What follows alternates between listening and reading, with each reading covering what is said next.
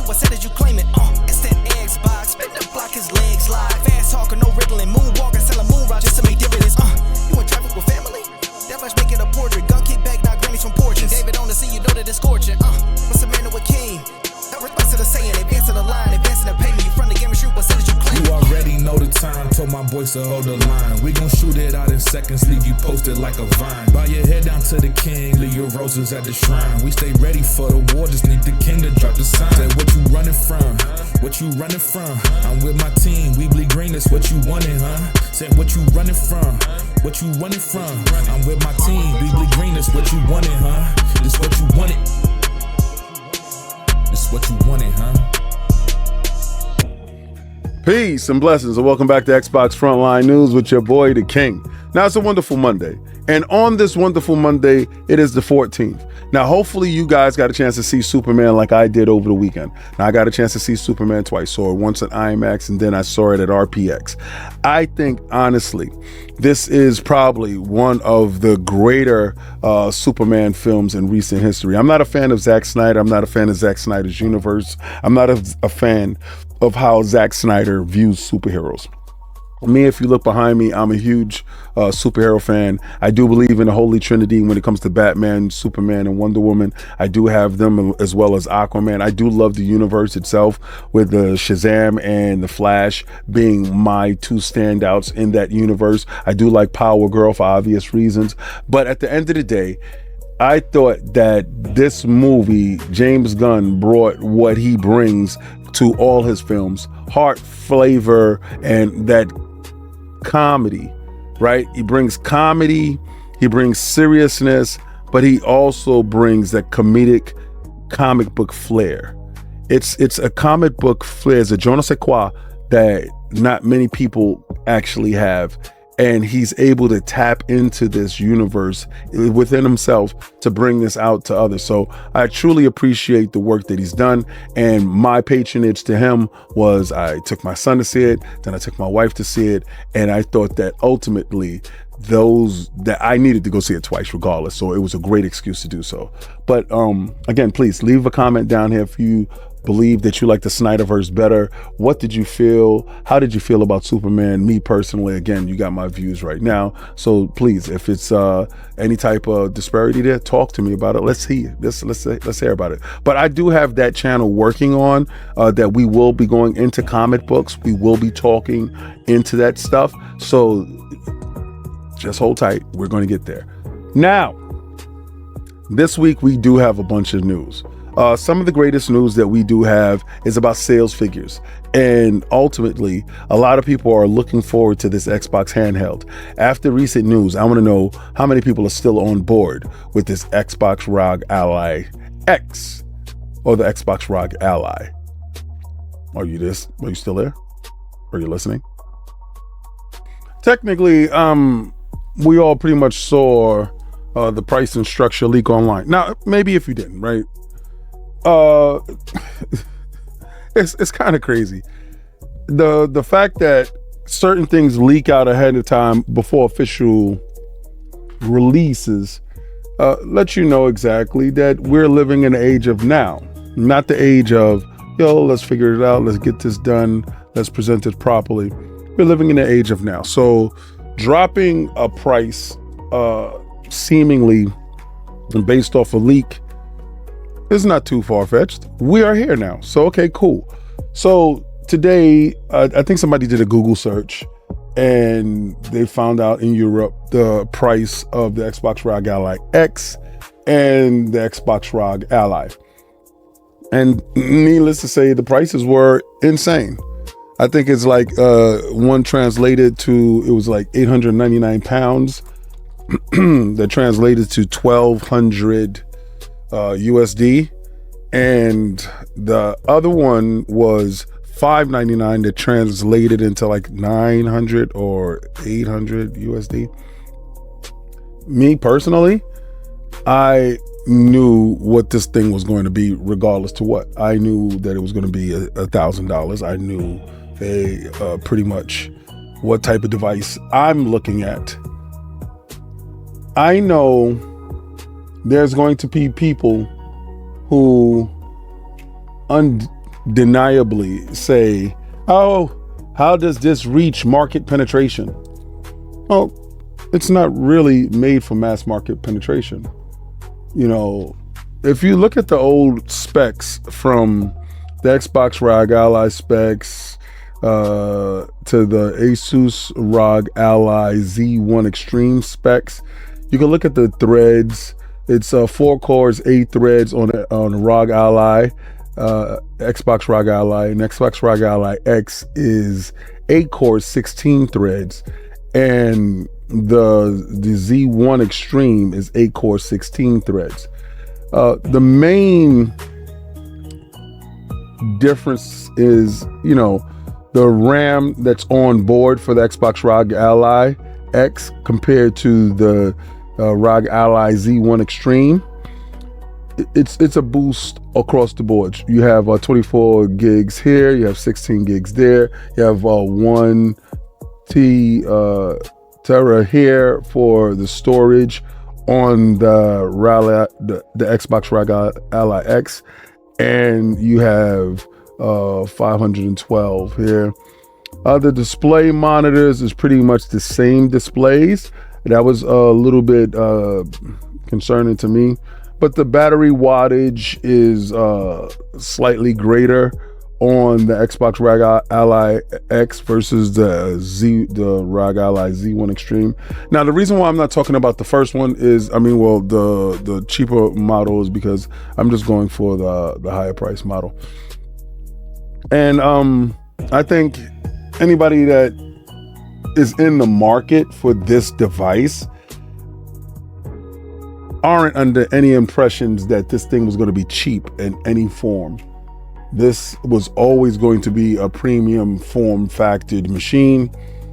Pricing wise was going to reflect the same thing. So the pricing structure isn't concrete yet, but again, there wasn't going to be a thought of this having mass market penetration, in my opinion. You know, I could be wrong. Some people could have thought that. This is not Microsoft or Xbox's answer to the Switch. So a lot of the Xbox community was mad with me because I didn't go in and talk about the release of Tony Hawk in Game Pass, the release of Tony Hawk 3 and 4. Period. I didn't say anything about it last week when it launched on the 11th. I was too busy talking about Superman, and you know, dudes rightfully so got at me and was like, yo, King,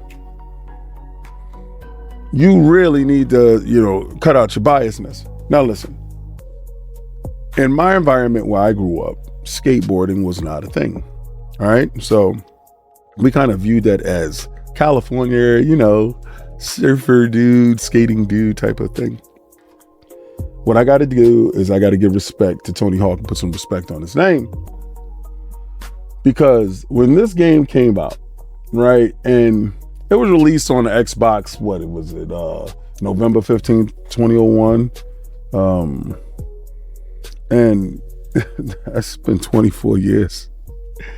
Yo, I did not know who this guy was, but I found out, and, you know, his legacy to transform the youth mind at the time. I'm talking about in my neighborhood, when I started seeing us more and more people using actual skateboards. Skateboard stores were opening up, worrying about wheels. I remember getting kryptonite wheels on my skateboard. You gotta really just think about this, right? To have that level of phenomena change the culture. Tony Hawk Pro Skater 3 and 4 is essential to where Microsoft is, right? And, you know, today you got it inside Game Pass Ultimate, you know, and it's a combo from Tony Hawk, you know, Pro Skater 1 and Tony Hawk Pro Skater, Tony Hawk Pro Skater 3 and Tony Hawk Pro Skater 4. The original games were released back in 2001 and 2002.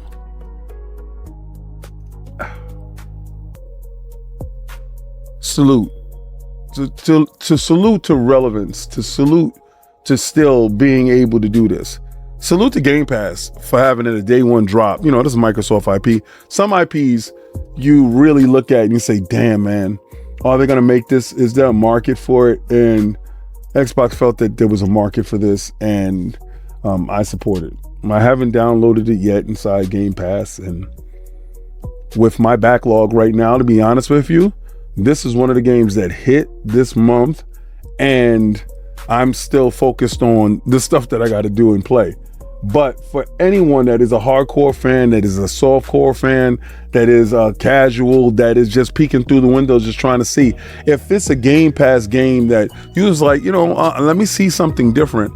I highly recommend it and I highly suggest it, because based off of the games when I got a chance to play them back then, this is ultimately the best skater game in the business. And I know Skate will have something to say about that, but there would be no Skate if it wasn't for no Tony Hawk Pro Skater. If you were interested in Ready or Not, that's the tactical police shooter with a story, I think now is the time to jump in, because it launches tomorrow on Xbox. And I personally, I'm not opposed to having another great tactical first-person shooter in my arsenal. And for all intents and purposes, this is exactly what it seems like it's going to be and what it's doing. You have some of the reviews that's hitting the streets right now. PlayStation Lifestyle gives it a 9 out of 10. The measured tactical gameplay featured action-packed moments to moments and some of the most memorable co-op gameplay you can have. Unafraid to deal with the content that most other shooters would shy away from, this brave shooter that is interesting to play as it is to look at. Anyone looking forward to a different first-person shooter should definitely give it a try with their friends.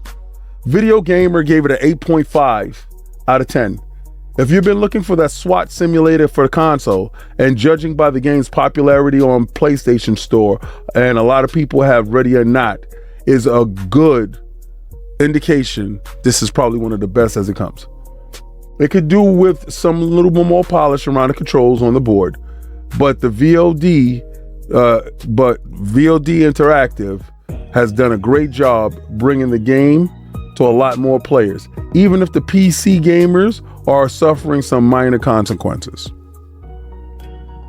Dual Shockers gave it an 8 out of 10. Game Rant gave it an 8 out of 10. The Six Axis gave it an 8 out of 10. Now, apparently, this has been on PlayStation, but it's for us now. And if this is something that's in your wheelhouse and they fit the bill, please leave a comment down below to let me know if you played it, if you're going to get it, if this is something that you've been looking forward to. I've covered this in the past before it's actually launched, and now it's launching tomorrow. It's always great to see games get to reach completion and release. So if you're interested, please let me know what happens. I can't wait to read the comments. You see what you dumb idiots have done? Oblivion Remastered is getting a physical release for the Xbox Series X. And the wildest part about this is it says that it's going to have a Series S version physical release. It's an all digital machine, bro. So then you're going to have a box just for the namesake and just have a digital code. You guys started this. You guys, I'm so sick and tired of you guys. Phasmophobia, that scary ass game that Cog, myself, and Attic was playing, where the horror, yo. All right, in 2026, they're apparently going to be overhauling this game. Now, I admit 100% it's a clunky game. It's a clunky game. It feels like a PC game that was released on to the Xbox platform. in its current state, to me, I was just like, oh, this is like one of those $5 games type of thing, right? No disrespect. But I guess disrespect is intended, right? Anyway, bro, if by the design, the controls are made that way to give you extra horror, it has achieved that in buckets, in absolute buckets. It has achieved that. But then apparently they're supposed to be going back and because it sold 3 million copies, right? This ghost hunting scary ass game. They're gonna fix it. It's called Horror 2.0 update, and they're gonna fix audio. They got so many patch notes that they said they're gonna fix so much. It's gonna be a complete overhaul of the game. To you, sir, I say a goodbye and good day. Horrifying. I'm talking about the level of horrifying that this game is. It's horrifying. What will make it worse is if it's in VR. Absolutely terrifying. No. Immediately no. Y'all keep thinking it's a joke. Keep thinking it's a game. Y'all keep thinking it's a joke. I already told you. Xbox and Microsoft. Let me stop including Xbox in this because Xbox is only doing what the boss is telling them to do, right? Microsoft is full in on AI, and all those layoffs was due to AI, right? At Microsoft. So everybody's talking about, Xbox laid off 9,000. No, they didn't. Microsoft laid off 9,000 people. But to further exacerbate the point, due to AI, right? That is completely wholly done because of AI. Those layoffs were completely done because of that. Yo, Xbox is using the most ridiculous AI image to advertise new jobs, right? In the wake of the layoffs, here's the example that they use to advertise new jobs. Yo, look at it. What's wrong with this picture?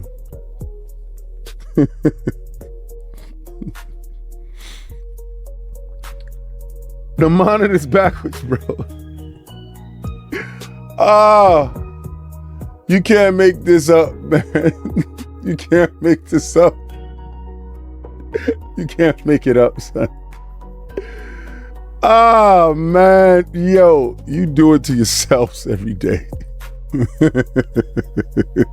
It has begun, son. It has begun. The PlayStation 6 performance estimates doubles the PlayStation 5 Pro, RTX 4090, or even faster performance. Oh my God. The PlayStation 5 didn't even double the PlayStation 4 Pro. Oh my God. We're back at it again with the same people. Moore's Law is dead. And all these guys that got people believing that the PlayStation 5 was the PlayStation 5 Pro is fast as a 4090. God. Sony's next generation PlayStation 6 console should be twice as fast as beefed up as the PlayStation 5 Pro. And you should have performance close to it or more than a RTX 4090. Tom from Moore's Law is Dead talked about the new PlayStation 6 performance estimates in his latest video, where he was questioned from a viewer about the performance of the PlayStation 6, where he thinks it'll end up. This lines up with everything that we heard so far. AMD employing a new UDNA GPU architecture to power the PlayStation 6 as much as high as the higher end Zen 5 CPUs. A PlayStation 5 plus a PlayStation 5 Pro uses the Zen 2 architecture.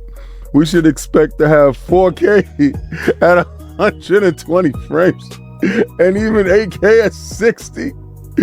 Gaming on PlayStation 6 with 8K 60 frames per second. Gaming being made possible through the pisser of the PSSR upscaling technology and much more powerful UDNA architecture from AMD. The new PlayStation 6 is rumored to be 20% faster in rasterization and 2 times faster in both ray tracing and AI, according to rumors from Kepler last month. I like Kepler though, I ain't gonna hold you.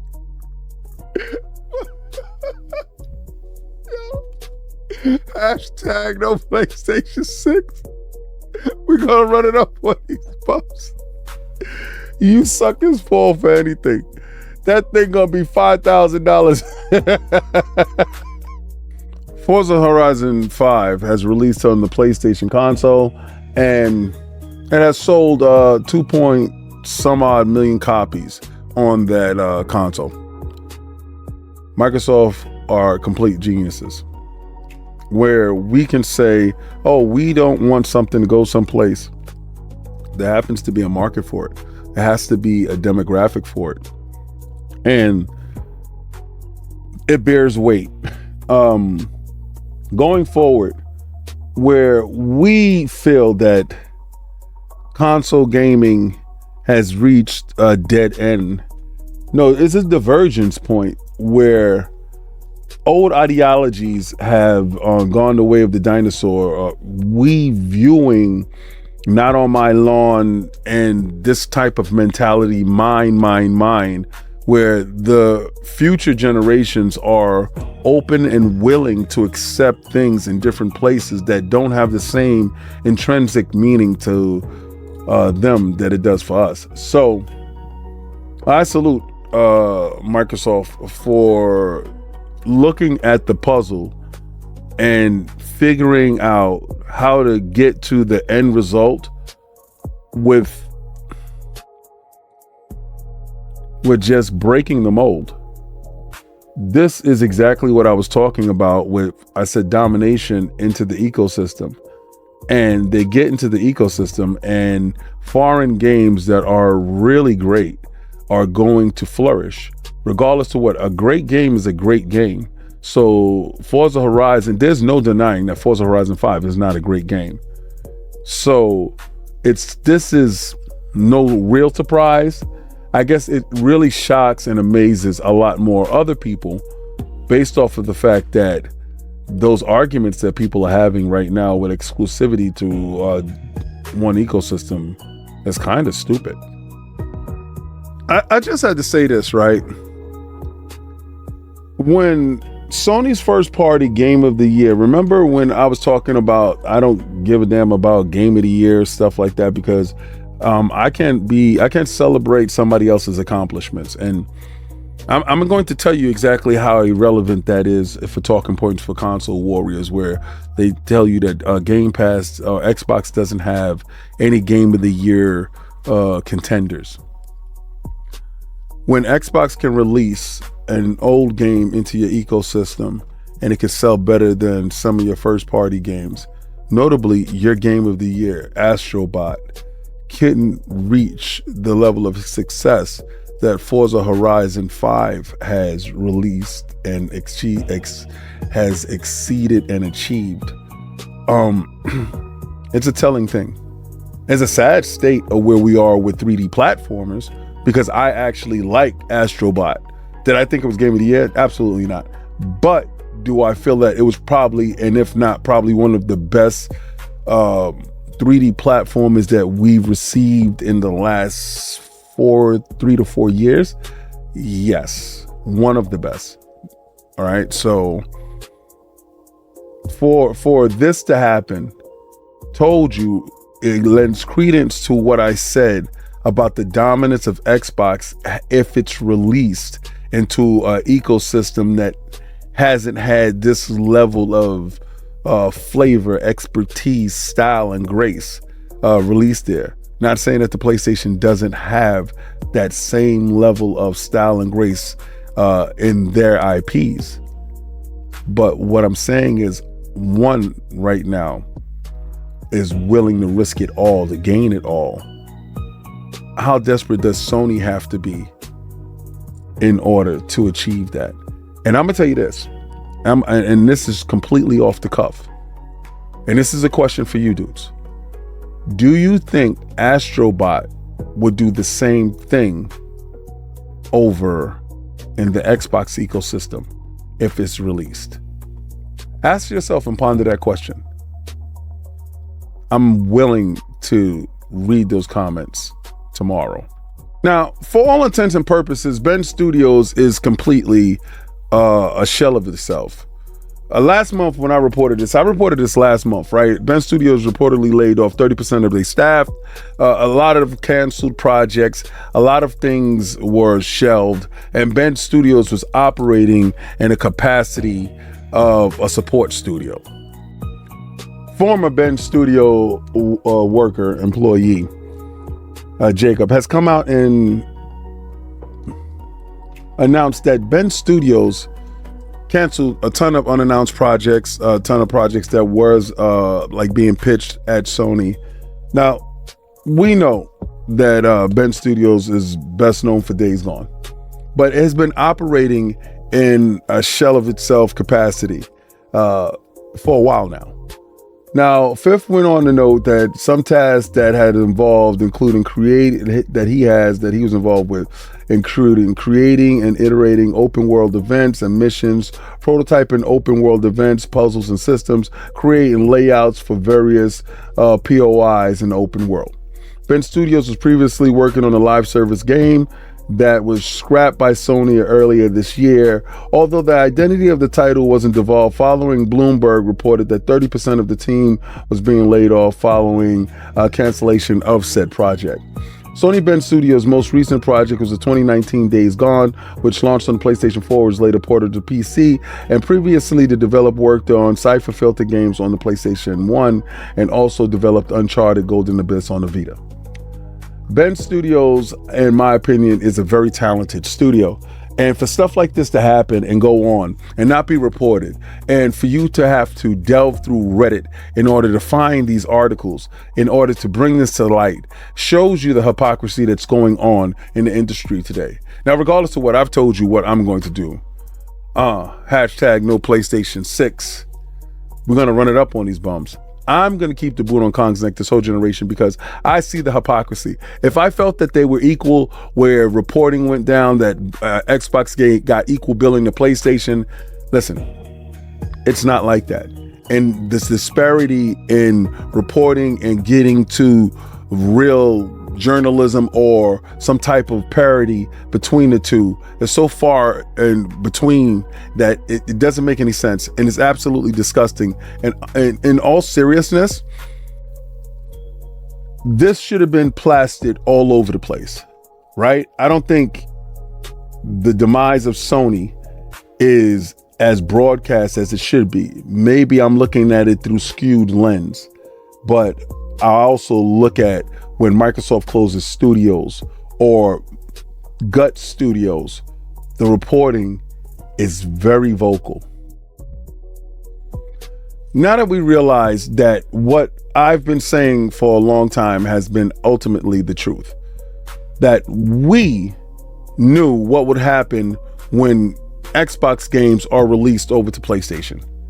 It's going to turn into a feeding frenzy, if you would, a bloodbath, if you would, because at any given time, Xbox can take an IP that is fantastic, even mid, and I dare to say the mid ones would actually sell in numbers.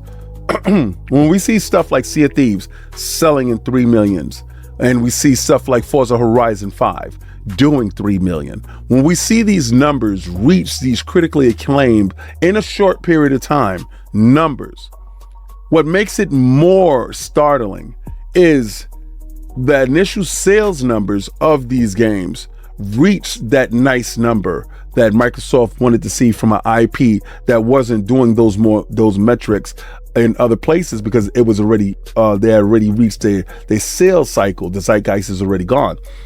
To introduce a new zeitgeist and a new sales cycle, but these games are games of service, that changes the whole rules.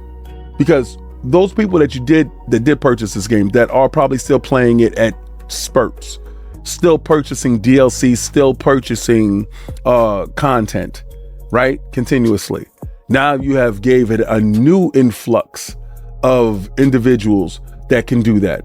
Millions upon millions of people that are now inside that ecosystem, indulging into what the other millions were doing, changes how Microsoft views their gaming lineup. Honestly, I'm pretty sure that they're digging in the crates like an old DJ, trying to figure out what's the next hit that they're gonna drop to the dance floor to make y'all move. And I'm not mad at it. You know, exclusivity is a thing, but is it a thing? Xbox's one true exclusive thing is Game Pass. I tried to steer you guys to that area to look at it because I saw it a long time ago. Game Pass, the reason why people hate Game Pass so much, and there's a certain section of individuals that hate Game Pass. Those individuals are PlayStation owners, right? That have a single console. That single console does not, will not, and cannot do what Game Pass does. It doesn't fit how the company is structured. The company would love to, in order to achieve the level of success that a Game Pass and notoriety that Game Pass has. They cannot, right? As currently constituted, Sony cannot do that at all. They are not in the same position. Microsoft is a $3 trillion company, while Sony's in the billions. And on a dime, they were able to get the largest publisher in the game in order to fill Game Pass up with games. So that level of versatility puts them at a greater advantage over current game manufacturers like, you know, Nintendo and the PlayStation.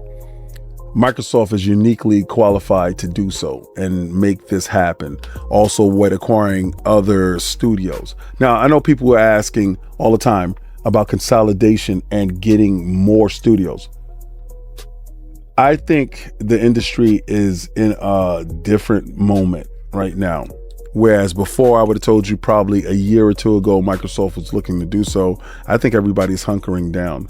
I think they're trimming the fat. I think they're using more AI to establish their goals.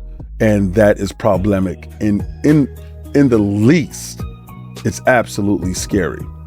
So again, we personally feel that Xbox is in the greatest position, being that they're able to be as versatile. Now, getting over to that handheld. Any of y'all that thought that handheld was going to be a mass market Switch type of device that's going to be aimed at making severe market penetration, you're delusional, right? And I'm going to tell you that that was never the goal. That was never the idea. If the Switch is $500, and don't give me that $450 crap. If the Switch is $500, and that's old tech, right? Old archaic tech that is slightly beneath a Series S. You're talking about an Xbox ROG Ally X that is at the higher spectrum of gaming in a handheld form factor. You're out of your mind to think that that thing is not worth 2 times the price of a Switch. It is absolutely worth 2 times the price of a Switch. If you look at it in that terms, you automatically are where you're going to be financially when you're going to purchase this device. Don't base it against anything else. Base it against exactly what I just said. It is 2 times greater than the Switch 2. It's worth the price. That's it. Very simple. But this is not a price set in concrete. But everybody's going to run with this price because it leaves Microsoft in a bad light, right? It makes you think that, oh, here they go again. They're wrong. And in all actuality, that's not the case.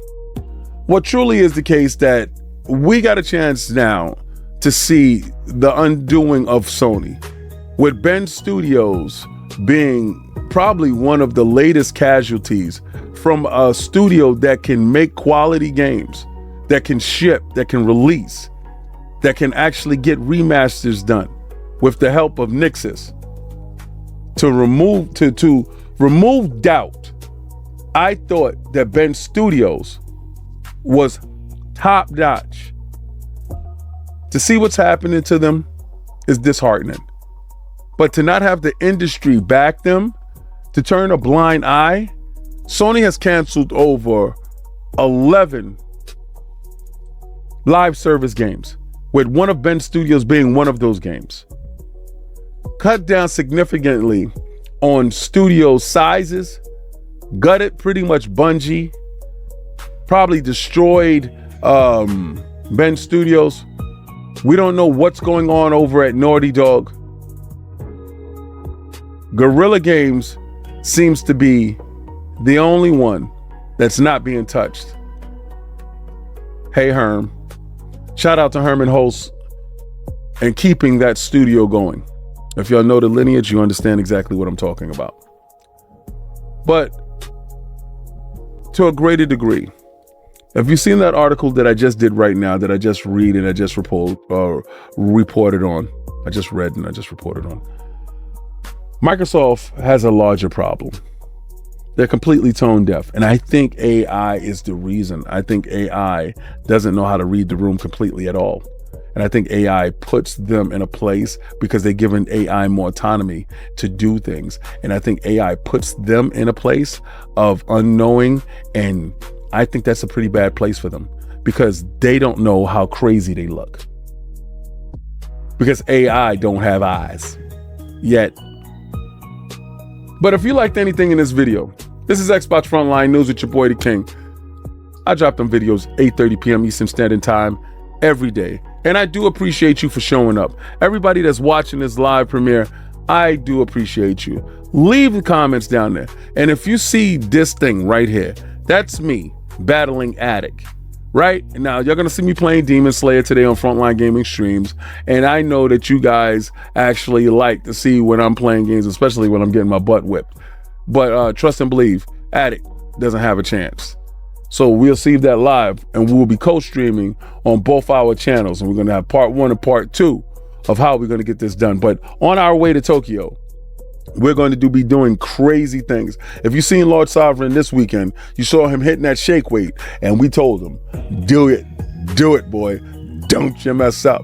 But now he has to dress up like Yoshi, and he has to dress up like One Punch Man. Oh, Sovereign's going to get this work. But I'm going to take that logo, and I'm going to throw it around. You know what? I'm feeling a little bit nostalgic. I'm going to throw it around Tony Hawk Pro Skater 3 and 4. That's inside Game Pass right now. If you're a Game Pass black card carrying member, you are exactly where you need to be. That's where winners play and players win. Try to play the Game Pass.